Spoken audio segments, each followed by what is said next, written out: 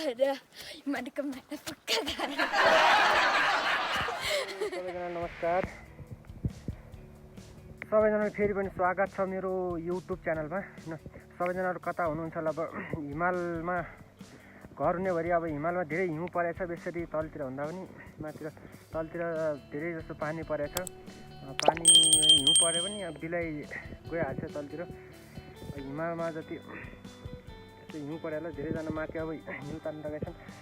सबैजना खुसी नै हुन्छन् अब किसानहरू, अन्य मान्छेहरू पनि, किनभने अब धेरै लामो समयपछि पानी परिरहेको छ।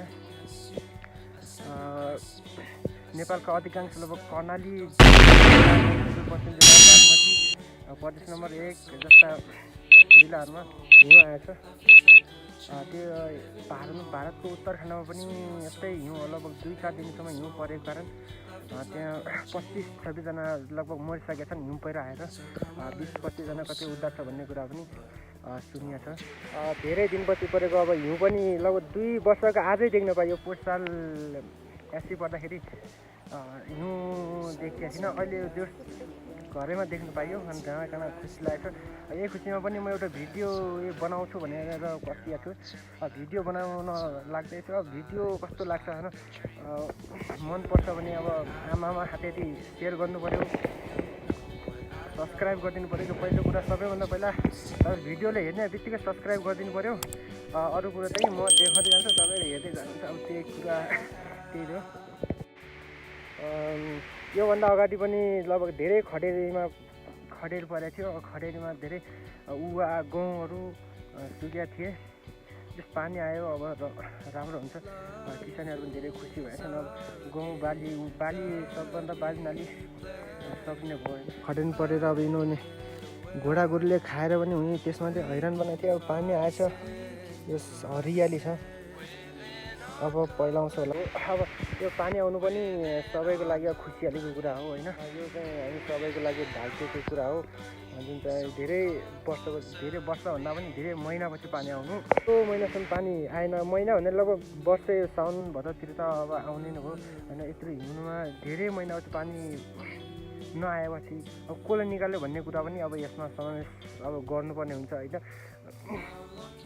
अनलाइनका कुराहरू भए अनि यताउताहरू चाहिने कुराहरू सुन्दाखेरि चाहिँ यो अनलाइनतिर म धेरै हेर्दाखेरि चाहिँ केटीहरूको कुरा लेखेँ, जुन चाहिँ कस्तो कुरा गर्दैछ भने भ्रष्टाचारी के भनेर गाल गरेका छन् केपी बालै।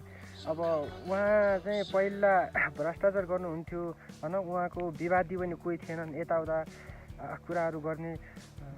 त्यसरी उहाँहरू हाँस्नुभयो, रमाइलो गरे, भ्रष्टाचार गरे, चाहिँ हाँसे। त्यस बेला चाहिँ पृथ्वी पनि हाँस्यो भन्ने अब जनविश्वास भन्दा पनि यो अनलाइनतिरका कुरा त भेटिया छ। तर हिजो आज चाहिँ केपी ओलीको विरोध धेरै बढाएको छ अरे, विवाद छ अरे। अब कुनै पनि यताउता मुद्दाहरू हाल्ने, झन्झट पार्ने, यस्ता कामहरू, गाली गर्ने जस्ता कामहरू पारेर अब केपी चाहिँ कोठाभित्र गएर त्यो कुनामा गएर के रुन्छ भन्ने कुरा सुनेको थिएँ। त्यो रोएको पानी झरेको जनताले के भन्ने कुरा अब सुनेको थिएँ। त्यो चाहिँ त्यस्ता कुरामा लाग्नु हुँदैन होइन। अब आउने पनि आफै आइहाल्छ भन्ने कुरा हो। अब ठिक छ। अब रुन पनि अब साँच्चीकै हो भनेदेखि आजलाई 3 दिन भइसक्यो। 3 दिन कति धेरै रोएको होला नि त भन्ने कुरा भन्ने हो। अब बेला चुप्प गरेर माटोको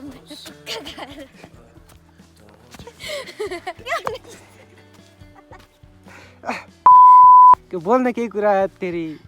आज मौसम कहिल्यै नआए जस्तो भइरहेछ आज फिल।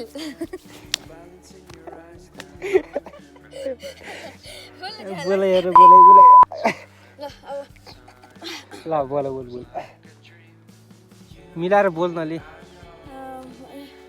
यो मौसम, यहाँको ठाउँको मौसम बिग्रिरहेछ।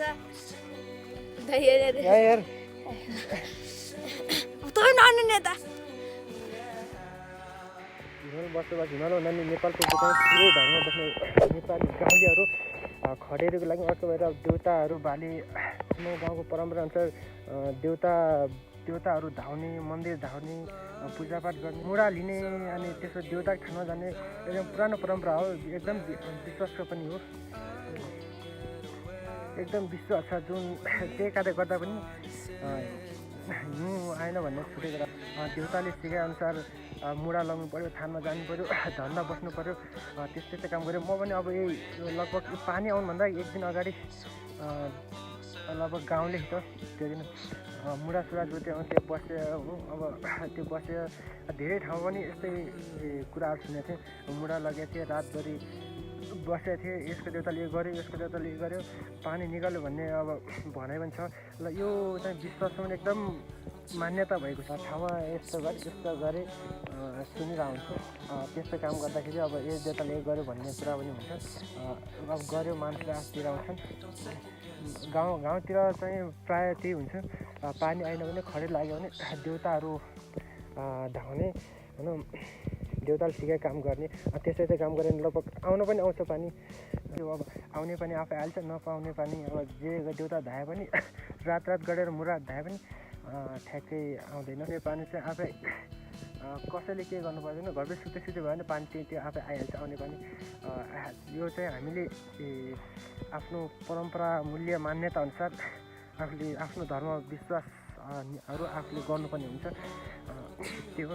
अब यो भिडियो चाहिँ हिजो बनाउने भन्ने चाहिँ कुरा थियो। अब हिजो मैले बनाएन होइन, पानी पनि बेसरी परेको थियो, साथीहरू पनि त्यस्तै हुन्छन्। अब यता कुकुरको पुच्छर बाङ्गो देखेन हाँस्छन् भन्ने कुराहरू हुन्छ। त्यस्तै पानी पनि के बिजी भिडियो बनाउने भन्ने कुरा। अब अहिले भर्खर घाम लागेको छ,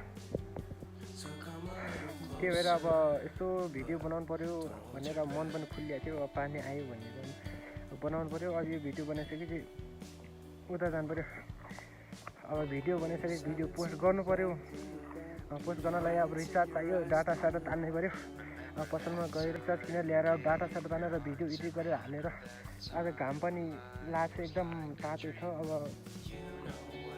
माथि पानी परिरहेको छ, यता घाम लागेको छ।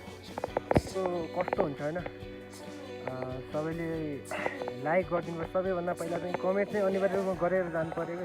कमेन्ट भिडियो आउने बित्तिकै अब तपाईँहरूको हातमा अथवा मोबाइलमा मेरो भिडियो आउने बित्तिकै एक सेयर एन्ड सब्सक्राइब चाहिँ गरिदिनु पऱ्यो क्या। सबैभन्दा ठुलो कुरो त्यो हो। भिडियो चाहिँ लगभग ठिक हो। अब रिचार्ज कता लाग्ने तपाईँहरू लाग्दैन त्यो 150 जस्तो लगाउनु पर्ने। कति लाग्छ त्यो 150 किलोमा साइकललाई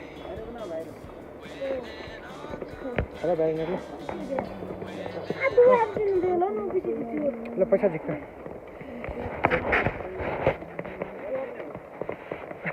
तिमी कति लाग्ने तिमी 200 रुपियाँ दिनु। चार्ज हालिदिनु त।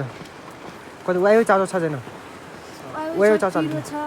वायो हालिदिनु खानमा यस्तो ल्याउनु भन्ने छैन। यो बुलेट चार्जर कति हो? 20 हालिदिन्छ, त्यही हालिदियो। उता उता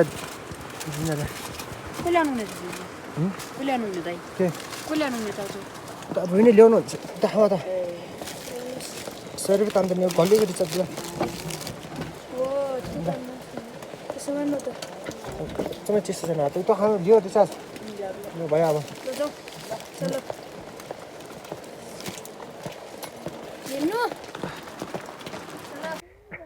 ल भिडियो अब यति नै रह्यो। अब भाइले अब चिसो भएर घर जानु आँटिसक्यो। भिडियो यति नै रह्यो। अब राम्रो लाग्यो सब्सक्राइब चाहिँ जसरी पनि गरिदिनु पऱ्यो कि। अब यति नै रह्यो आजको भिडियो। घाम लागेछ, अब घाम पनि ताप्नु पऱ्यो।